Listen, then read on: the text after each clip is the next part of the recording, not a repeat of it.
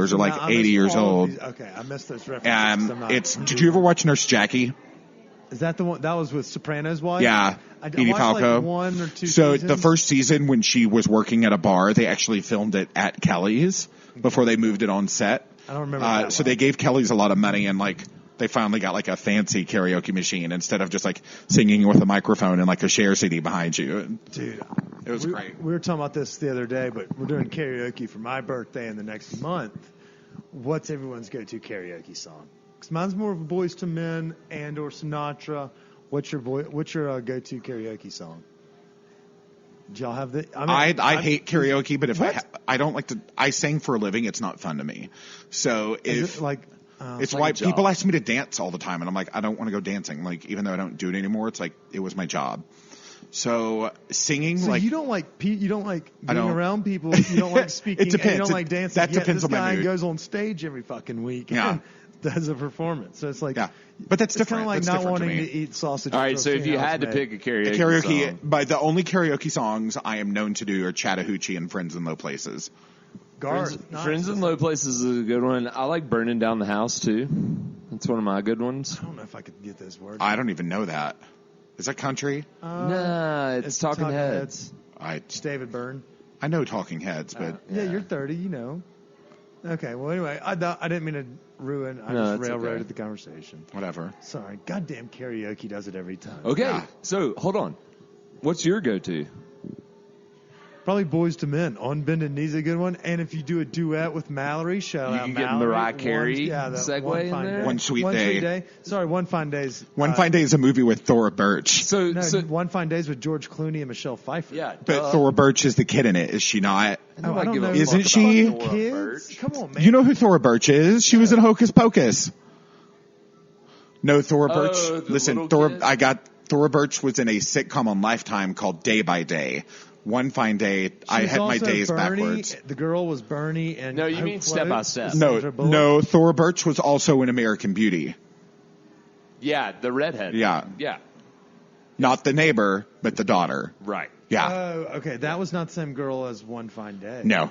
That girl from One Fine Day was in Hope Floats, and her name was Bernice, and that movie was Sandra Bullock. Okay. And Harry Connick Jr. Yeah. I know my rom-coms. I'm a big rom-coms. He does. And I do as well. So because I'm older. When we were talking about karaoke, 30. Mariah Carey came up, so I want to get your opinion.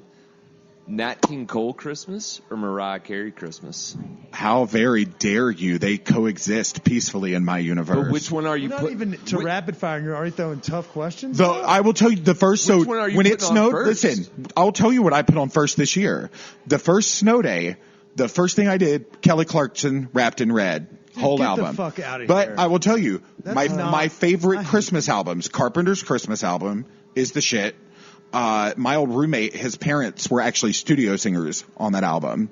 And Carpenter's Christmas is good. Amy Grant, Tender Tennessee Christmas. Give me James Brown's Funky Christmas album. Mariah Carey is very good. See, I do a lot of choir stuff. I do choir too. No, you fall on your knees because, well. It's Nat King Cole or die. But, I mean, it's like, there's only a few things I would say, like, Christmas-wise are bad. Like, it has to be really bad Christmas music for me to know. Do you go home to Arkansas for Christmas? No, everybody's pretty much here. I still have family in Arkansas, but, like, that family? Yeah, I got you. Sorry, I was pulling up there's a game called Answer the Internet where we do something called Rapid Fire at the end of the show, but that was a very good precursor because, I mean, we could talk Christmas music all day. Oh, yeah. I'm more of a choral team. I'm more O Come Emmanuel than I am Trans-Siberian Orchestra, but they are coming. So check out livenation.com if you want tickets. I think I still have friends on that, actually. That do that. Trans-Siberian, the tour, yeah. Isn't it just a band? Well, they like all play instruments. Like my friends don't just tap dance. Oh, well, okay. Idiot. I don't know. All right, so let's do fine dining. We haven't done breweries and cheap eats. Oh God. What's your favorite date spot? One, you're assuming I go on dates. Let's say you've been on a date in the past 6 months. Blue Pan. Nice. I like Pizza to keep beer. it chill. I like to keep it chill. Yeah. And then maybe like a second or third one, do it up. Blessings. Yeah, I keep things easy. Cholon, I take whenever business people are in town. Cholon is always where we go. If I ever had a date, I would. Go there. It's awesome. How many of those dumplings you think you could eat in one sitting? Yes. We've had this discussion. Yes. How many do you get? Do you know what I'm sad about? Guess what I found out 2 nights ago when I was there? That they're not Cho 77 doesn't do dumplings anymore. So the ones with the ginger broth and all the goodness inside, gone. So I've only been there once. I haven't been there in a while. Cho 77, those 77 dumplings are sick. No, they moved it right over here. Oh. It's right next door to Cholon now. Yeah, they're all kind of right next to each other. Okay. It's Cholon, the French restaurant, and then Cho 77. Then I really haven't been there in a long time. LaRue. It's strong. Shout out to Lon. We love you, brother. I love Cholon. Good Lord. How many Garden Grace is good. Do you think you could eat more dumplings than our boy Fat Guy? What? Do you think you could eat more dumplings than Fat Guy? How many can he eat? Well, my answer's yes. This is going to be setting the tone for an episode where we'll film it.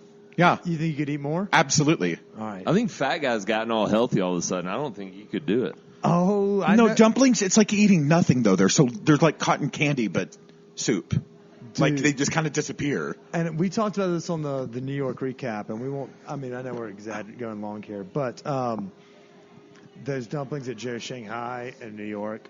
I've not been there. Oh, my God. They're fantastic. They're the best thing I've ever eaten. They're crab and pork mixed together with the sauce. They're great. But, yeah, we are going to now have you versus Fat Guy in a dump-off. We should do it for, like, charity.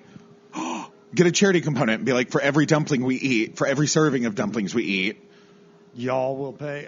No, like when you're a kid and you we don't have no. But when you're a kid and you do like the bowl-a-thon for like a charity, you get donations from people, and they're like, oh, for every strike you make or for every 100 points you get, we'll give you X amount of money. So if it was like for every 4 servings of dumplings we eat, you're going to donate $1, and we get as many people. Well, I can do that whenever. How big is your cachet of baby shit? Right now, not a whole lot because I just gave a whole lot away. Did you? Yeah, to a hospital. Oh, that's nice. Yeah, baby. Sweetheart. God, man, you're precious. Left and right. That's well done. Okay, so all right. The dump off will be going down. Maybe we'll do it before the end of the year, but maybe it'll probably be a part of the new Stone Cup Maybe we could do a TV team challenge. relay dump off. Do you think we could dump on top of each other, like 2 versus 2? Yeah, like me and Baby Guy team up, and then you and Fat Guy, and then we'll see who fucking takes this thing. We're going to do that Stoned Apple. The dump off. Bye. We're going to call it a dump off. Part 1 and 2 because, I like where your head's at. Well done. All right. I would eat when it is cold out or nasty at all, give me Cholon or Zoe Mama there at Union Station. Yeah. It is so What's your good. favorite? I'm the Dan. I go Dan. It's got a little spicy. I go Bow's at I do Zoe Mama I do pot all. stickers. Give me all the things. The pot stickers are killer. But on Friday and Saturday they have that roast duck soup, and that roast duck soup is I used to pick that up in Boulder when I worked at the kitchen. Yeah. I'd swing by there. So for our listeners at home, their first location was obviously in Boulder, and they opened the second one right to the left. If you're looking at Union Station, it's by Thirsty Lion. If you can't see it, you're fucking Ray Charles. It's not hard to find. It is so good, and it's just simple. It's not like what Americans call Chinese food. No, it's great. It's great. Street food, and it's delicious. Yeah. So now let's do brewery because you did mention like tap houses. So what's your favorite brewery? Like if you had to pick one to go to right now, where would we go? Shit. That just for a brewery here. I like Rails End. Rails End? Mm-hmm. Citizen Rail? No, Rails End. Where's that? It's a brewery out around-ish Westminster, Arvada-ish. I don't know because I either just take a Lyft or ride with friends because I don't drive here. I don't either. I'm with you. I do as much as I can. That place is great. But I would say I used to live in Stapleton, and I've still never been to Station 26. Oh, it's great. Juicy Banger is one of my favorite beers, period, no contest. Dude, you've never been there? No, and I've never been. It's such a good space. It's like an old firehouse. And then now I was actually there last week, and now they have like their patio covered with like a heated thing. So it's a huge space, and it's fucking great beer. You know what else I really like? Denver Beer Co. in Arvada in Old Town, because the hamburger truck inside it is really, really, really good. So you get yourself some beers, and then you get like a good hamburger, and they make really good tater tots. Heard. Tater tots matter. Okay. I'm all support the tots. I love it. I made tater tots in my air fryer. It's magic.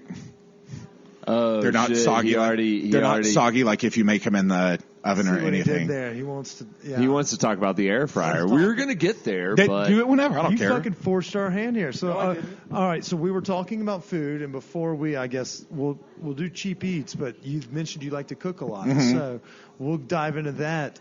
You just recently bought an air fryer. You post tons of your fucking pictures online. Yeah. They look dank as shit. Let's talk about some favorite homemade recipes, where you get your inspiration from. I know Crystal has a couple cookbooks he likes to talk about. I'm going to defer to y'all while I get our answer to the internet questions ready. My favorite cookbook right now is called Back Pocket Pasta by Kolu Henry. It is fucking perfect, and I've never had a bad recipe from there. I also like Allison Roman. She has Dining In, and she just did a new one recently. Nothing Fancy. It just came out. I've done a couple things. It's very good. I haven't made anything from Salt, Fat, Acid, Heat because I'm working my way through reading it. Town, and I'm sad I missed it. I thought I was going to be out of town for it, and I was here. But the book, have you read the book? Yeah. It's incredible. It is like half a textbook, and then you get to go nerd out and do the recipes after you've learned everything. The funny thing is, she's been on podcasts and all that stuff. I love her on all TV. Over the globe, and she's great. Oh. Yeah, but the funny thing is I remember listening to one, and really the recipes are only in that book because the editor said we can't publish a cookbook without any fucking recipes in the book. And so she's like, so I had to put these recipes in there, and they're great recipes. But at the same time, the thing about that book is you learn how to master these things, and then you can do whatever the fuck you want. And you seem like a guru. Yep, yeah. I love that. That show on Netflix, the best cooking show I've ever seen. I cried. She cried. She got so excited sometimes. I cried. Salt, fat, acid, heat. And it is. It's just to see somebody get that enthusiastic and excited about soy sauce. You should see me around a white bag. But it's incredible. Okay, now, so we got this new air fryer tool. Be honest, is it as good as a deep fryer? When in New York, that has got to be an easy comparison. Somebody gave me a deep fryer as a housewarming gift in New York. So I had it in my apartment, and I used to come home drunk and make tater tots and put truffle oil and Parmesan cheese on them, or I'd make chicken wings or whatever in this deep fryer. Extra fucking thing I've ever. I mean, it's fucking nonsense. Ore-Ida with shitty truffle oil. Yeah. Ore-Ida, dumpy tots, but put good stuff on them. Yeah. You start at the bottom. Churching it up. Church it up. So I loved my deep fryer. I hated cleaning it because it smelled. It smelled the entire, my whole building smelled like greasy sediment and onion rings, because I also have the recipe for what they put on the bloomin' onion at Outback. So I used to make my own chicken strips with that and fried fish and all kinds of crap and shrimp, and it's delicious. But it's awful clean. The air fryer I just got, so I've just made a few things in it.